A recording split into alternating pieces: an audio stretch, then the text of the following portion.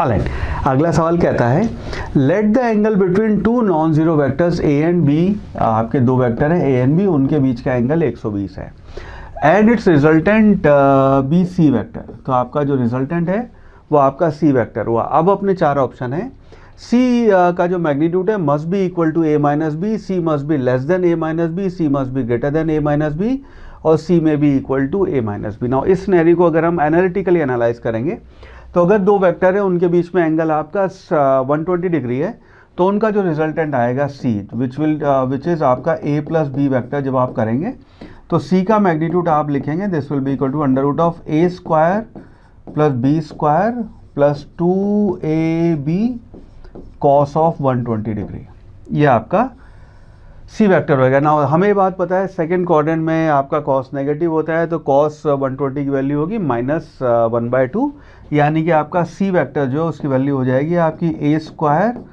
Plus B square minus A B. Now अभी इन्हीं दो वेक्टर को मान लो, इस वेक्टर को हम डी वेक्टर कह देते हैं।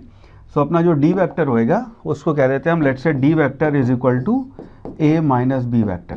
ठीक है, ये आपका डी वेक्टर है। सो उस केस में डी का जो मैग्नीट्यूड आएगा that will be equal to under root of A square plus B square minus 2ab cos 120 degree. Now इसकी जो वैल्यू है ये हो जाएगी आपकी under root of A square plus B square plus A B, because cos 120 आपका -1/2 होता है तो ये ऐड हो गया प्लस हो गया। नाउ इस केस में ये जो वैल्यू है सी उसकी वैल्यू है A square plus B square minus A B, या है A square plus B square plus A B. तो आपका जो डी वेक्टर का मैग्नीट्यूड है या फिर सी को और डी को कंपेयर करना है तो सी वेक्टर का मैग्नीट्यूड अगर आपके नॉन जीरो वेक्टर्स हैं तो सी वेक्टर का मैग्नीट्यूड हमेशा आपका डी वेक्टर के मैग्नीट्यूड से कम होएगा, बिकॉज ये ए स्क्वायर बी स्क्वायर में माइनस हो रहा है, ए स्क्वायर बी स्क्वायर में प्लस हो रहा है, तो सी का मैग्नीट्यूड हमेशा आपका कम आएगा इस सिनेरियो में। सो दैट मीन्स आपका option 2 must be less then a minus b, that would be the correct answer.